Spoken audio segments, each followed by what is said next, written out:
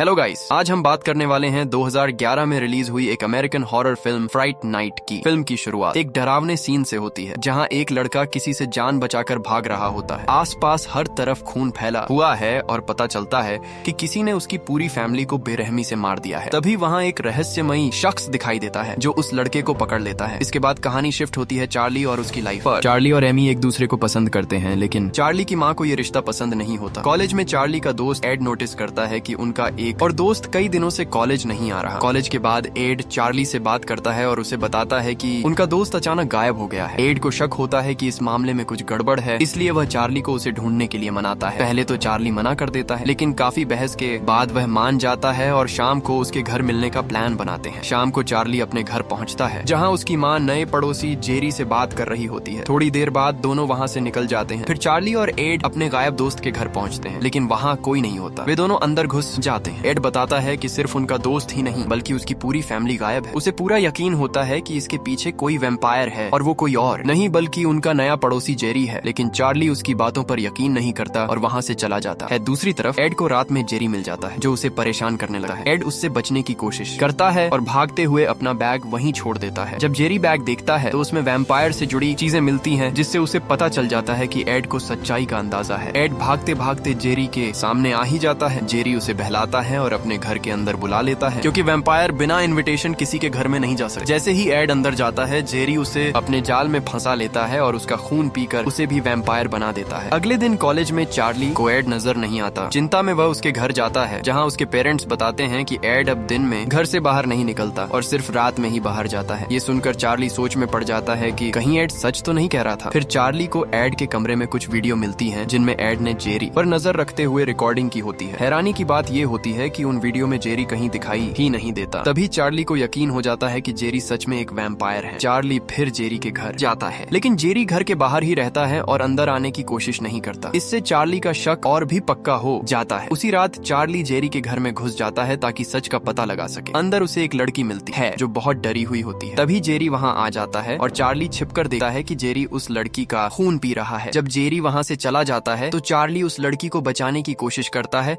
और उसे बाहर ले आता है, लेकिन जैसे ही सूरज की रोशनी उस पर पड़ती है वो लड़की जलकर राख हो जाती है, क्योंकि वह अब वैम्पायर बन चुकी होती है। ये सब जेरी दूर से देख रहा होता है। अब चार्ली पूरी तरह डर जाता है और घर जाकर अपनी माँ को जेरी से दूर रहने की चेतावनी देता है, लेकिन वो सच्चाई बता नहीं पाता। आखिर में चार्ली इंटरनेट पर एक मशहूर वैम्पायर हंटर पीटर विंसेंट के बारे में सर्च करता है और उससे मदद लेने का फैसला करता है। इसके लिए वह किसी और की आईडी का इस्तेमाल करके पीटर से मिलने पहुंच जाता है। आगे की कहानी कुछ इस तरह बढ़ती है। चार्ली ये भी समझ जाता है कि टीवी पर दिखने वाला पीटर विंसेंट का पूरा लुक सिर्फ दिखावा है। फिर भी वह उससे वैम्पायर को मारने का तरीका पूछता है, लेकिन पीटर साफ कह देता है कि उसे इस बारे में ज्यादा कुछ नहीं पता। चार्ली उसे बार बार समझाने की कोशिश करता है कि उसका पड़ोसी जेरी असल में एक वैम्पायर है, लेकिन पीटर उसकी बातों को मजाक में उड़ा देता है। चार्ली जब उसे कुछ फोटो दिखाने लगता है तो पीटर अपने असिस्टेंट को बुलाकर उसे बाहर निकलवा देता है। उधर जेरी मार्क और उसके दोस्तों को पकड़कर उनका खून पी जाता है और उन्हें मार देता है। चार्ली घर पर होता है। तभी एमी उससे मिलने आती है। वह चार्ली के अजीब बर्ताव की वजह पूछती है, लेकिन चार्ली कुछ साफ नहीं बताता, बस उसे जेरी से दूर रहने के लिए कहता है। एमी उसकी बात नहीं मानती और कहती है कि वह उसे छोड़कर कहीं नहीं जाएगी। तभी दरवाजे पर जेरी आ जाता है और अंदर आने को कहता है। चार्ली अपनी माँ को दरवाजा खोलने से रोकता है और उसे सच बताता है कि जेरी एक वैम्पायर है, लेकिन उसकी माँ उसकी बातों पर विश्वास नहीं करती और गुस्सा हो जाती है। इसी बीच जेरी बाहर लॉन में खुदाई करके गैस पाइपलाइन तोड़ देता है, जिससे घर में आग लग जाती है। घर जलने लगता है और अब इन्विटेशन की जरूरत भी खत्म हो जाती है। जेरी सीधे अंदर घुस आता है। डर के मारे तीनों वहाँ से भागते हैं। वे लोग कार से भागते हैं, लेकिन जेरी उनका पीछा करता है और उनकी कार को टक्कर मारकर रोक देता है। चार्ली की माँ हिम्मत करके कार जेरी पर चढ़ा देती है, लेकिन उसे कुछ नहीं होता क्योंकि वह पहले ही कार के नीचे होता है। वह कार तोड़कर अंदर घुसने की कोशिश करता है। तभी एक दूसरी कार आकर टकराती है। जेरी सबसे पहले उस कार के ड्राइवर का खून पीकर उसे मार देता है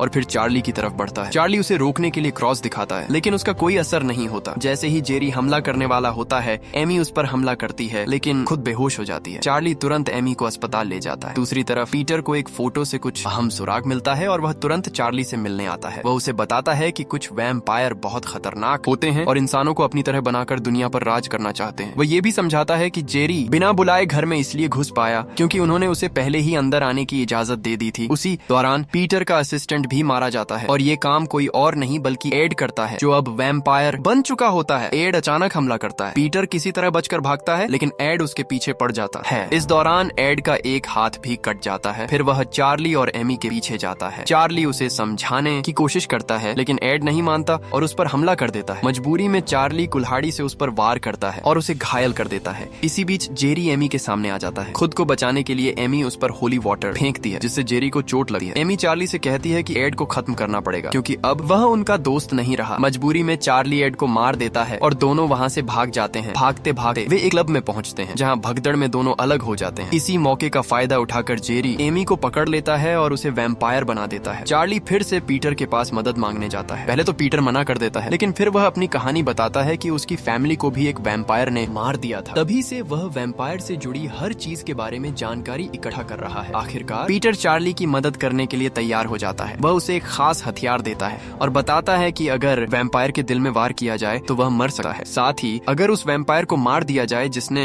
बाकी लोगों को बदला है तो वे सब फिर से इंसान बन सकते हैं। अगली सुबह चार्ली और पीटर मिलकर जेरी के घर पहुंचते हैं। चार्ली घर की खिड़कियां और दरवाजे तोड़ देता है ताकि सूरज की रोशनी अंदर आ सके। दोनों तहखाने में जाते हैं जहां से एमी की आवाज आ रही होती है। वे उसे ढूंढ लेते हैं। तभी जेरी आ जाता है और पीटर पर हमला कर देता है। जैसे ही खून जमीन पर गिरता है वहाँ मौजूद बाकी वैम्पायर भी बाहर निकल आते हैं। जेरी एमी को पूरी तरह अपने काबू में कर लेता है और वह अब वैम्पायर बनकर चार्ली पर ही हमला करने लगी है। चार्ली मजबूरी में उस पर हथियार से वार करता है लेकिन जानबूझकर उसके दिल पर नहीं मारता ताकि वह बच सके। इसी बीच चार्ली पीटर की जान बचाता है लेकिन तब तक पीटर को वैम्पायर बुरी तरह काट चुका होता है और वह खुद भी धीरे धीरे वैम्पायर बनने लगा है। हालात बिगड़ते देख चार्ली एक समझदारी भरा कदम उठाता है। वह ऊपर की तरफ गोली चलाता है जिससे छत टूट जाती है और सूरज की रोशनी अंदर आने लगती है। जैसे ही धूप अंदर फैलती है वैम्पायर्स कमजोर पड़ने लगते हैं और जलने लगे हैं। इस मौके का फायदा उठाकर चार्ली और पीटर वहाँ से निकलने की कोशिश करते हैं। पीटर भी अब बदलने के कगार पर होता है। तभी जेरी वहाँ पहुँच जाता है